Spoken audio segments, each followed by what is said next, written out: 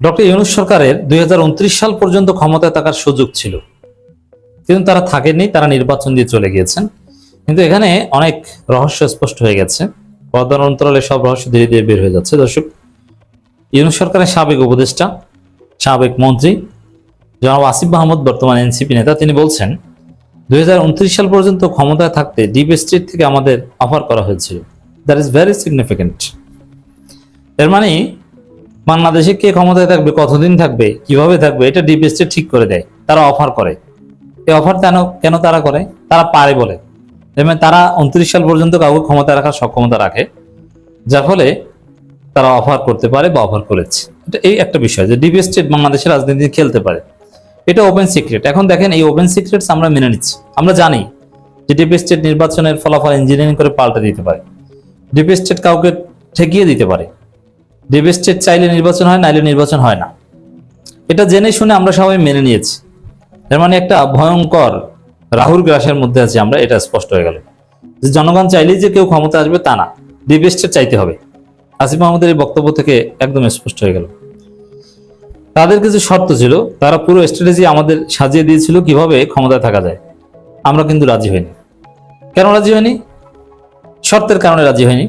এখন যে শর্তের কারণে বা যে শর্ত মানা সম্ভব নয় বলে ইউনূস সরকার 29 সাল পর্যন্ত ক্ষমতায় থাকতে রাজি হয়নি, তারা নির্বাচন দিয়ে চলে গেছে, জাতির উদ্দেশ্যে যে কমিটমেন্ট সেটা রক্ষা করেছে। এখন ওই ডিবেস্টের ওই শর্ত বিএনপি সরকার মেনে নিয়েছে, ওই শর্ত বিএনপি মেনে নিয়েছে বলেই তারা ক্ষমতায় আসতে পেরেছে। মানে ইউনূস যেটা খায়নি, যেটা ফিরিয়ে দিয়েছে, বিএনপি সেটা গ্রহণ করেছে। যার প্রমাণ আমরা দেখছি, খলিলুর রহমান পররাষ্ট্রমন্ত্রী, আশিক চৌধুরী এখনো বহাল তবিয়তে আছেন, ইউনূস বিএনপির কাছে যথেষ্ট মূল্যায়ন পায়, এবং আমরা দেখছি যে ইলেকশন ইঞ্জিনিয়ারিং করে বিএনপিকে ক্ষমতায় আনা হয়েছে। হিসাব ক্লিয়ার, স্পষ্ট হিসাব। দর্শক, ডিপ স্টেট এটা পারে এবং এটা করে। আসিফ মাহমুদের এই বক্তব্য থেকে আরো কিছু বিষয় স্পষ্ট হলো যে ডিপ স্টেট বাংলাদেশে এভাবে কাউকে ক্ষমতায় রাখতে পারে, এভাবে শর্ত দেয়।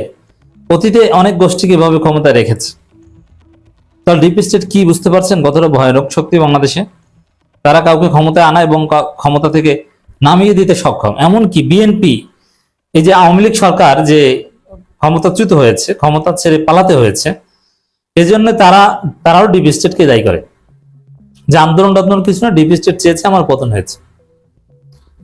পাকিস্তানে কোন সরকারের পতন হলে বা কোন সরকার কতদিন টিকে থাকবে, it depends on deep state. It's open secret. তাহলে কোন রাহুর গ্রাসে আমরা আছি? ডিপ স্টেট কারা, কি? আসলে ডিপ স্টেটের নানা সংজ্ঞা আছে, তবে এই ডিপ স্টেট বলতে স্পষ্টতই সেনাবাহিনীর একটা অংশকে বোঝাচ্ছে, বিশেষ করে ডিজিএফআই রিলেটেড। ডিজিএফআই এই কাজগুলো করে। এখানে ডিপ স্টেটের মুখ্য হচ্ছে ডিজিএফআই। সে ডিজিএফআই কে ডিজলভ করে দেওয়ার কথা ছিল, কিন্তু ডিজলভ করা হয়নি। ডিজিএফআই আছে এবং সম্ভবত থাকবে।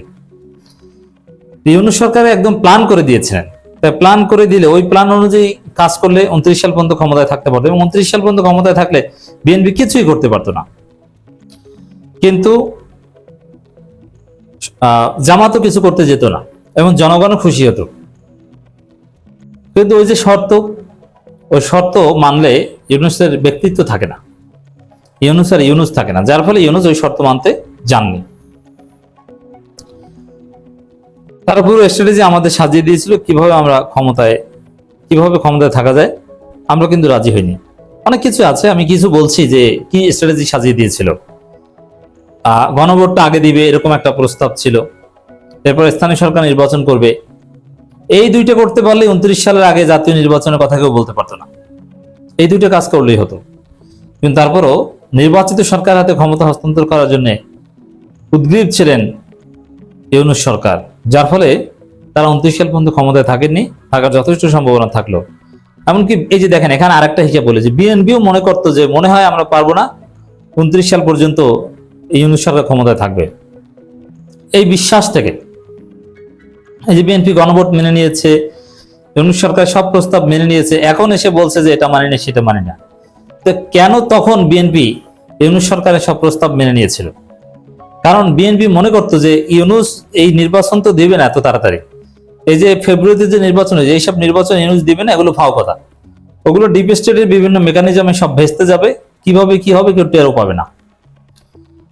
এটা বিএনপি বিশ্বাস করতে, যার ফলে ইউনূস যা বলেছে ওইটাই মানি মানি মানি। কারণ নির্বাচন তো হবে না, তার চাইতে ওইটা মানি মানি বলে বিএনপিকে চাপে রাখা যায় কিভাবে, সে চিন্তা ছিল বিএনপি। কিন্তু দেখা গেল যে নির্বাচন হয়েছে, টাইমলি হয়েছে, সময় মতোই জাতীয় নির্বাচন হয়েছে, এবং যার মধ্যে দিয়ে বিএনপি ক্ষমতা এসেছে।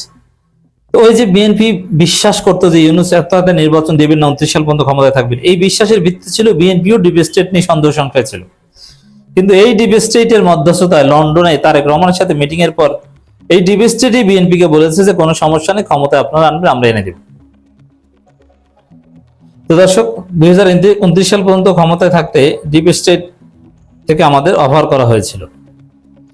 তো ডিপ স্টেট এখন বাংলাদেশ যে সরকার, এটা কি তারা ডিপ স্টেট ঠিক করে দিয়েছে?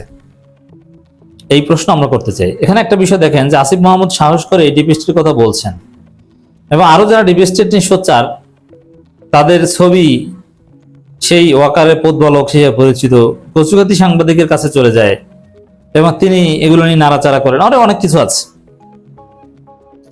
তো দর্শক, একথা যদি বলি যে বর্তমান যে সরকার, এটাও হয়তোবা ডিপ স্টেটের মাধ্যমে নির্বাচিত সরকার। যেটা আমরা দেখছি যে জামাত নির্বাচন জিতছে, চারিদিকে জামাত জোয়ার, হঠাৎ করে জামাতের সিট কমে যাচ্ছে। এই যে নির্বাচনের ফলাফল ঘোষণা হচ্ছে হচ্ছে হচ্ছে সবকিছু বন্ধ, কয়েক ঘন্টা পর আবার ঘোষণা। এগুলো ডিপ স্টেটের মেকানিজম ছিল। তো দর্শক, ডিপ স্টেট মেকানিজমে জামাতকে ক্ষমতায় দেওয়া হয়নি, বিএনপিকে ক্ষমতায় বসানো হয়েছে। এবং এই ডিপ স্টেটের মেকানিজম ছিল 29 সাল পর্যন্ত ক্ষমতায় থাকতে অফার করেছে। কারণ কি, তাদের লাভ কি? 29 সাল পর্যন্ত যদি ইউনূস সরকার ক্ষমতায় থাকতো, তাহলে দেশটা চালাতো কার্যত সেনাবাহিনী উপরে উপরে, মানে 111 টাইপের, উপরে উপরে ইউনূস, কিন্তু ভিতরে সব করতো সেনাবাহিনী। এটি হয়তো করতে হতো ইউনূস সরকারকে। এই যে শর্তের কথা বলছে আসিফ মাহমুদ, কি শর্ত? হয়তো এই শর্ত যে আমাদেরকে সুপার ম্যাজিস্ট্রেসি পাওয়ার দিয়ে মাঠে রাখবেন, আমরা পরিস্থিতি সব ঠিক করে দেব। পরিস্থিতি সব ঠিক করে দেবো। ইউনূস সরকার নির্বাচিত সরকার, যার অনেক দুর্বলতাও ছিল, একদম সঠিকভাবে ঠিক করতো, কেউ কিছু করতে পারতো না। তো দর্শক, ডিপ স্টেট স্ট্র্যাটেজি সাজিয়ে 2029 সালের পর্যন্ত ক্ষমতা থাকার প্রস্তাব দিয়েছিল বলে মন্তব্য করেছেন এনসিপির মুখপাত্র ও অন্তর্বর্তী সরকারের সাবেক উপদেষ্টা আসিফ মাহমুদ সজীব ভুইয়া। তিনি বলছেন, আমরা যখন সরকারের দায়িত্বে ছিলাম, শুরুর দিকে আমাদের বিভিন্ন শক্তিশালী ইনস্টিটিউশন, যাদের আসলে ডিপ স্টেট বলা হয়, তাদের থেকে আমাদের অফার করা হয়েছিল।